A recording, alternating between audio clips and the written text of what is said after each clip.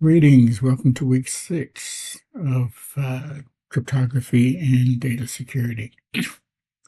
So far in this course, we've learned about encryption, about hashing, secure communication, work in theory. Haven't jumped into the deep end as far as how each one specifically works, but we have a good idea of what each one of these functions do and how they're being used.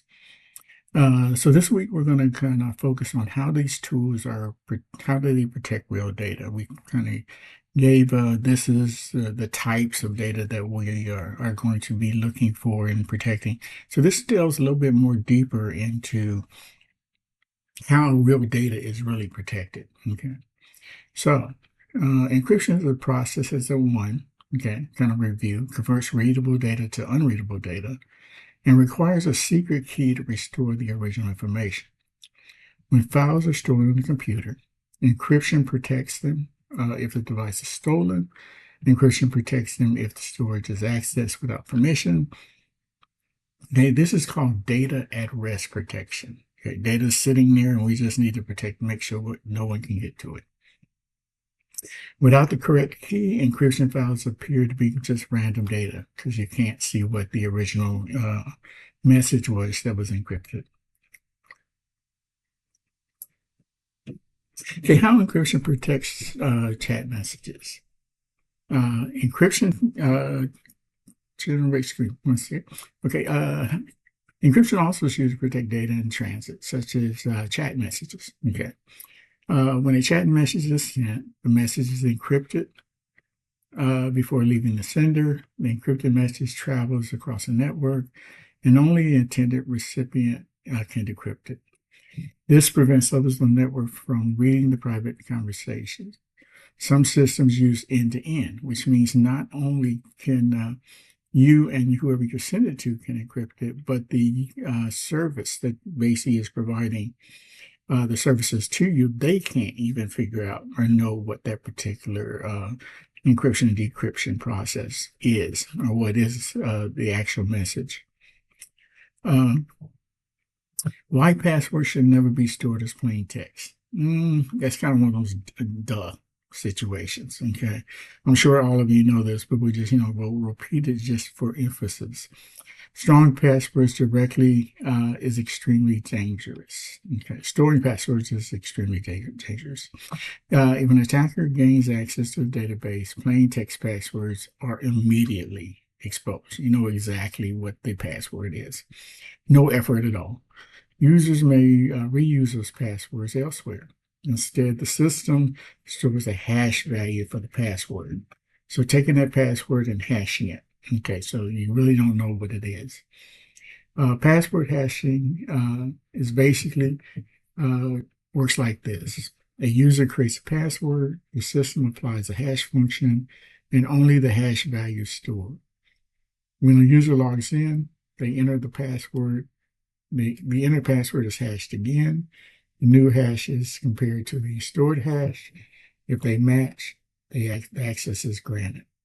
Now you notice there isn't a conversion here. Basically, we're hashing something that has already been hashed, and we're just making sure that the two hash values are equal. Okay, so this is basically how that thing works when we say that a hash is irreversible. I can't take a hash and make it go back to its original content. I can take something else, hash it, and then compare the two. And that's how that works when I'm not actually using something that's irreversible. The concept of salting and why it's important. A salt is a random value added to a password before hashing. Makes each password hash unique, prevents attackers from using pre-computed tables, and slows down large-scale attacks.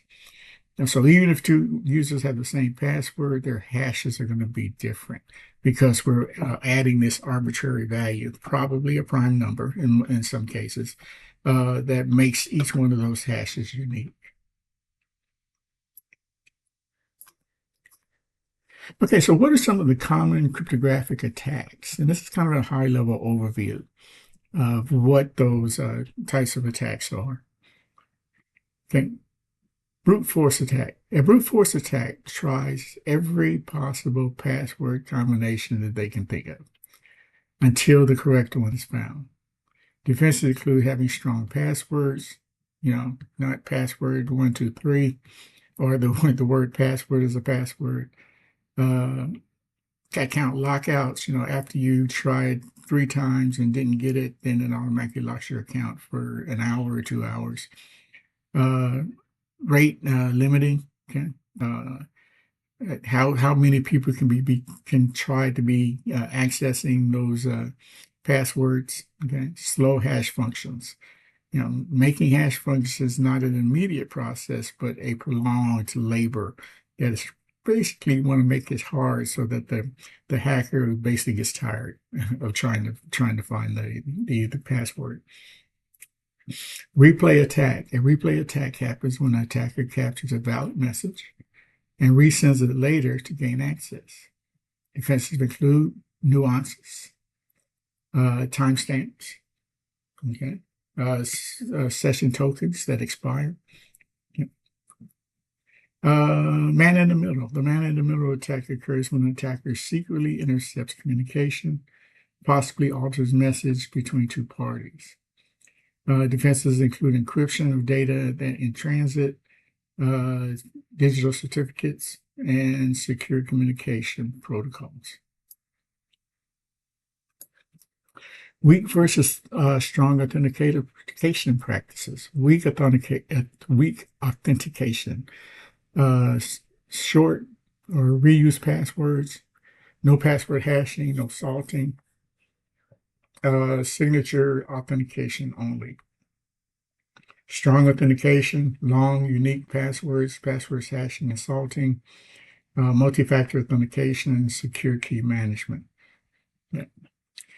Weak and strong storage practices, as far as weak storage, storing unencrypted files, hard-coded keys, plain text passwords, string shared credentials. All the classic no-no stuff that we need to be making sure we don't do. Strong storage, encrypted files and databases, secure key storage, access controls, regular updates and audits. Okay, putting all this together, real-life view, modern systems protect data by encrypting files and communications, hashing and salting the passwords, detecting and preventing attacks, and enforcing strong authentication practices. Each layer is just a protection. Each layer is just another step. We do one on top of the other, basically making authentication and security a multifaceted process. So in summary for week 6, end of the week, you should be able to understand encryption protects stored files, chat messages, password hashing prevents password exposure, salting strengthens password storage, brute force, okay, replay, man in the middle, tax threads, strong authentication and storage practices reduce risk. Okay, week 6 focused on real-world protection, not just theory. These concepts are used daily in applications, websites, secure systems. Next week, last week, week 7, we're going to wrap up the course by looking at policies, best practices, and ethical responsibilities in cryptography and data security. Okay, have a good time in implementing your project for this particular week, and be looking forward for our discussions as far as either in class or via, for those who are online, any discussion board questions or face-to-face Zooms or whatever we might have for anything for a follow-up. Okay, short overview, but again, I want you to delve into the project to get the more practical applications, and we will see you in week 7. Have a good one. Bye.